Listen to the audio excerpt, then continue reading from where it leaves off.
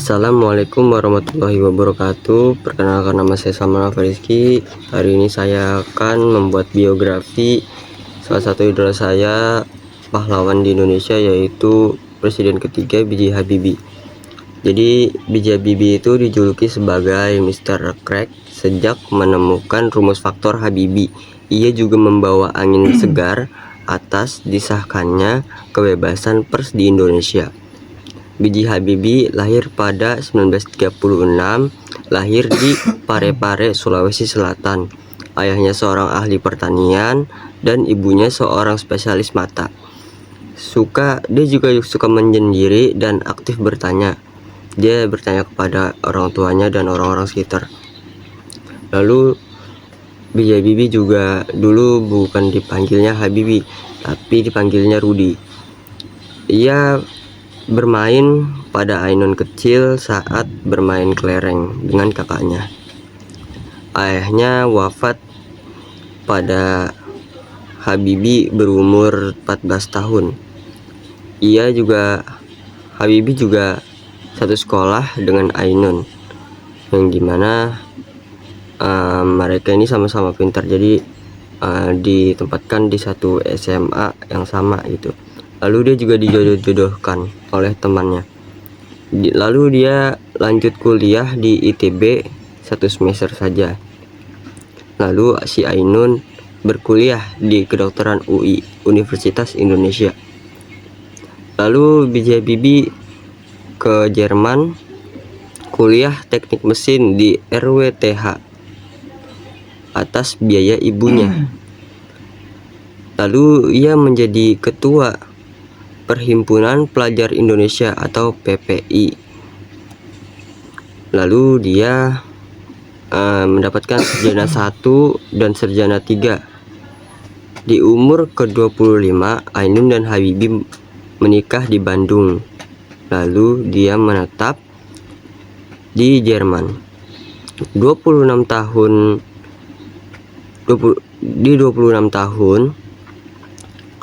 lahirlah atau dikaruniakanlah mereka berdua seorang anak laki-laki yang bernama Ilham.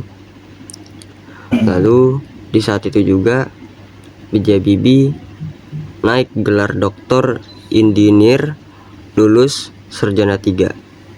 31 tahun B.J. Habibie menjadi guru ITB.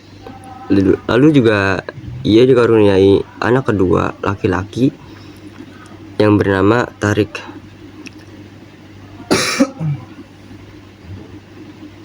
B.J. Habibie masih bekerja di Jerman, menjadi kepala peneliti dan struktur teknologi di MBB. Saya rada susah juga bacanya, saya juga takut salah baca. Lalu di tahun 1965 sampai 1973 ia merakit pesawat. Ia coba merakit pesawat dan menerbangkan pesawat kecil gitu, bukan pesawat beneran atau pesawat yang udah jadi. Di saat umur ke 37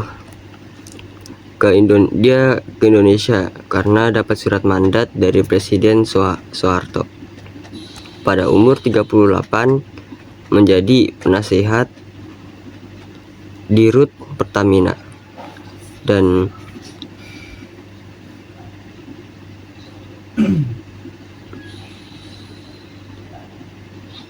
di umur ke-40 menjadi Dirut IPTN atau Dirgantara Indonesia atau DI. Di umur 47 ia menjadi Menteri Ristek. Saya juga masih kurang tahu itu Ristek itu apa. Tapi di sini Ristek pertama dia. Lalu di umur ke-50 di 1986 memulai proyek pesawat. Nah, ini baru nih, dia memulai proyek pesawat terbang Jadi dia bekerja sama dengan perusahaan-perusahaan penerbangan gitu untuk membuat pesawat. Nah, pesawatnya itu N250. Jadi dia rakitnya di Bandung. Dan dia juga uji cobanya di Bandung. Lalu lanjut di umur ke-52, ia menjadi Menteri Ristek juga. Ini dia menjadi yang ke Menteri Ristek kedua.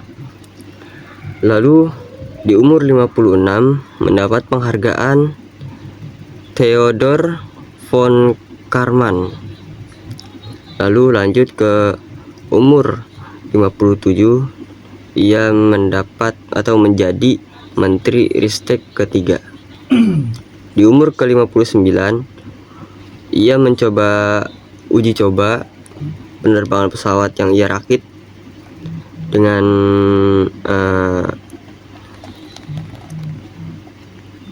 kerjasamanya. Ia menguji terbang pesawat N250, tapi dia menunggu sertifikat layak terbang. Di umur 62, ia menghentikan proyek pesawat karena krisis moneter. Lalu ia menjadi wakil presiden karena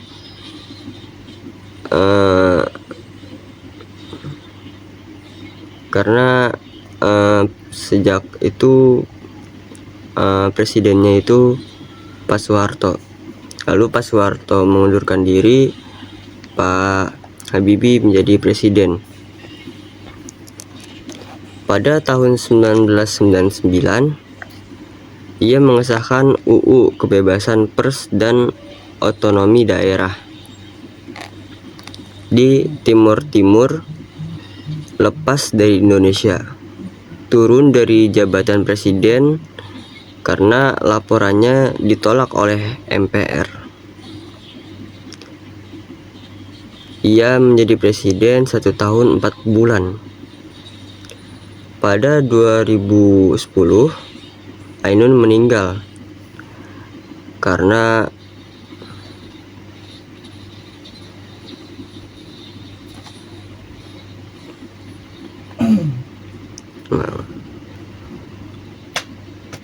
B.J. Habibie menderita psikomatik malignant atau kehilangan orang tersayang. Jadi dia mengobatinya dengan cara menulis buku diari. B.J. Habibie juga berziarah selama 100 hari ke makam Ainun. Pada 2012, Habibie dan Ainun akhirnya terbuat film, atau lebih lancarnya ngomongnya, film berjudul Habibie dan Ainun. Dan berselang waktu lama, berselangnya waktu, Habibie meninggal pada 11 September 2019. RSPAD Gatot Subroto, Jakarta, di usia 83. Presiden RI ketiga meninggal karena gagal jantung. Makamnya di samping Ainun. Mengapa saya mengidolakan B.J. Habibie? Karena ia juga salah satu teknik mesin. Jadi saya sangat tertarik juga sama kampusnya yang gede. Saya belum pernah ke sana, tapi insya Allah kalau ada waktu dan money, saya bisa ke sana. Lalu saya juga dapat kata-katanya dari B.J. Habibie, keberhasilan bukanlah milik orang yang pintar, tapi milik mereka yang senantiasa berusaha. Jadi orang yang berusaha itu pasti mau bangkit dari kegagalan. Jadi kalau kita hanya pintar doang, sekedar otaknya cerdas, kita tidak berusaha di hal-hal lain, kita cuma punya kepintaran saja, itu bukan suatu keberhasilan dalam kepintaran, tapi kita berusaha.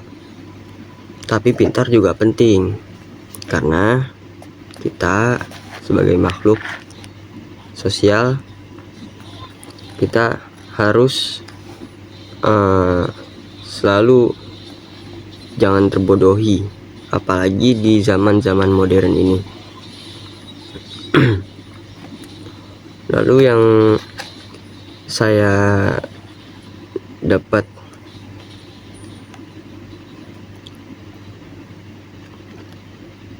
melihat langsung pesawatnya di Halim Perdana Kusuma, yaitu ketika saya di Skadron 45 atau Skadron VVIP, pesawat presiden dan helikopter presiden. Di depannya itu ada pesawat B.J. Habibie sedang terparkir di sana, dan menurut saya itu cukup besar. Dan saya juga masuk ke museum di sana, ada foto dan peninggal sketsa landasannya dan pesawatnya. Cukup sekian dari saya, kurang lebihnya mohon maaf. Assalamualaikum warahmatullahi wabarakatuh.